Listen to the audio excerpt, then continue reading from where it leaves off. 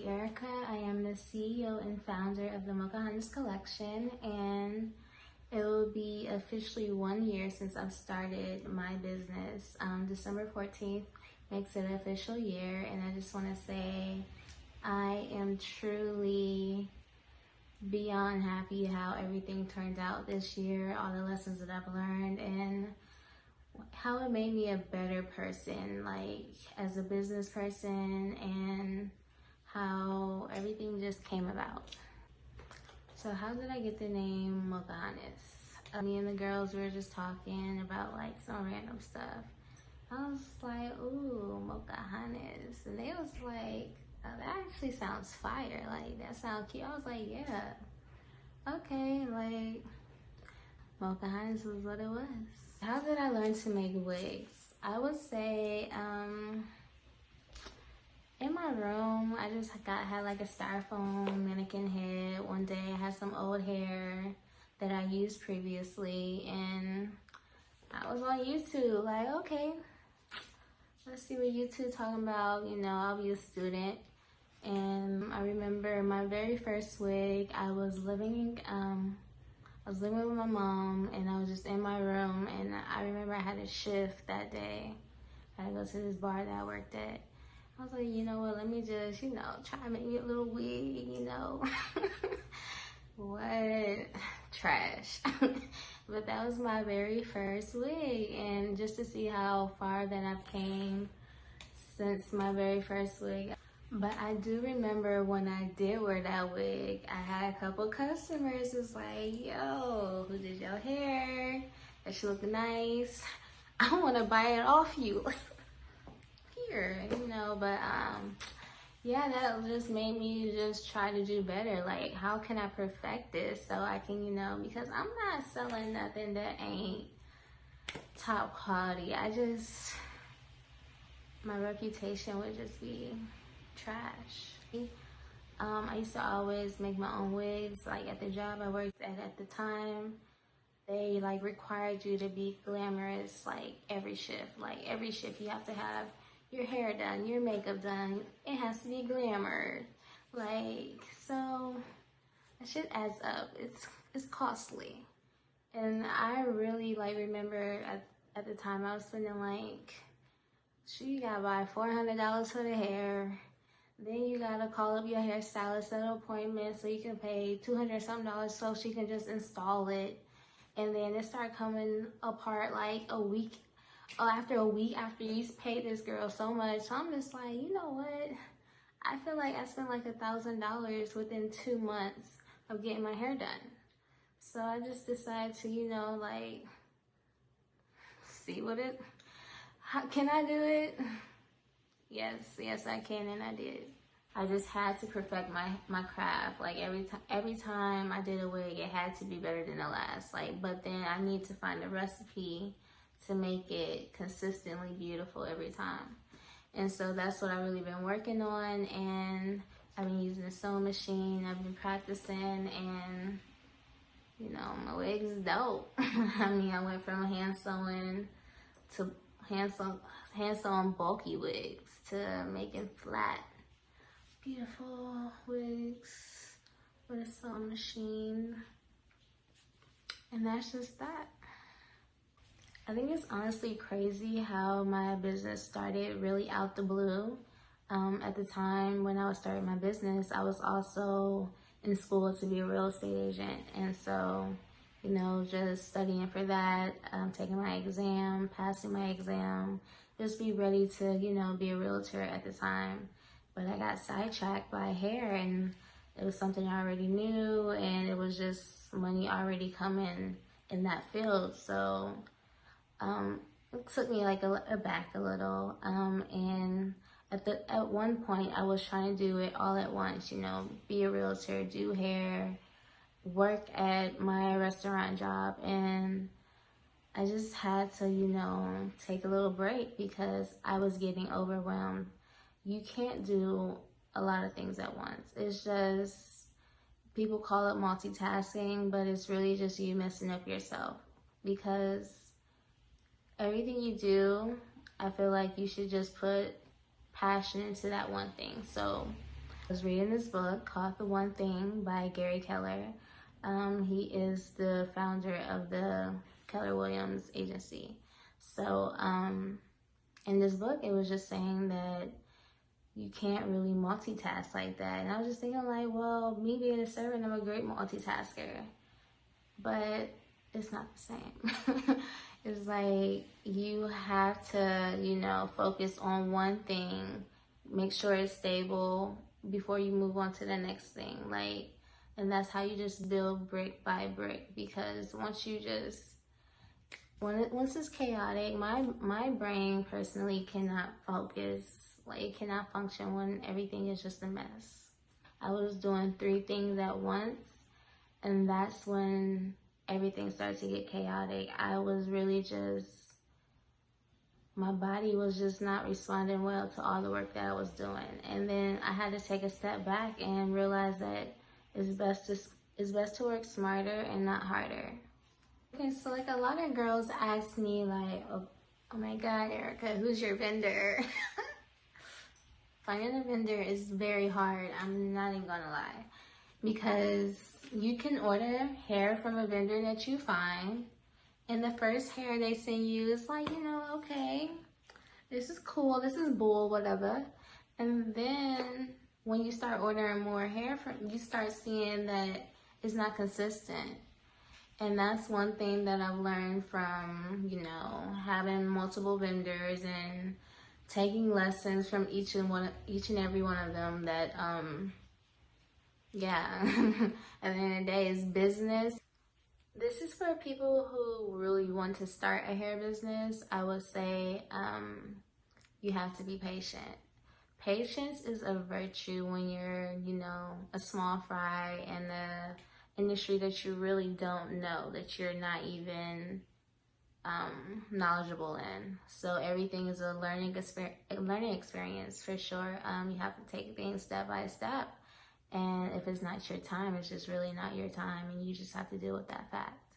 Because you might expect business to be on and popping, like you see all these girls on Instagram who's shipping out multiple orders, who's, you know, just constantly getting orders in, and, you know, it's a really good look. So, but you have to understand everybody goes through a little dry spell, and you just have to live with that. So at the beginning of me starting my hair company, I used to sell virgin hair. So I used to have deep wave, body wave, and 613 blonde. And I chose those because that's what I like. I only wear body wave or deep wave hair. I just really wanted my business to, you know, correspond with me, basically. Like, now I currently sell raw Cambodian hair, raw Burmese curly, and that's really it. I don't want to do virgin hair anymore. I want to strictly do raw hair. I found a great vendor for it. This actually right here is the raw Cambodian. It was an 18-inch, and I decided to cut it into this cute little bob. But yeah, this is actually a glueless unit. I can take this bad boy off if I wanted to, but yeah, I'm super happy with my current vendor at the moment. So yeah. So I just really want to show you how the raw Cambodian comes.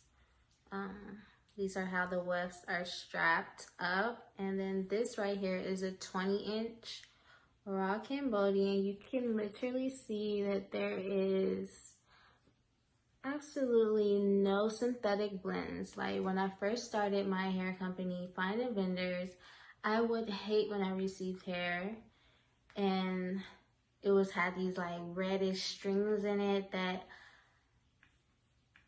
it was just not a good look. That's why I really had to take a step back. And this is from one of my vendors. Yeah, this is the raw Cambodian. She plays no games. When I tell you she plays no games, don't sleep. This is our Auburn Meets Curly hair. I love this curl pattern. And you see up and personal, there is no synthetic blends.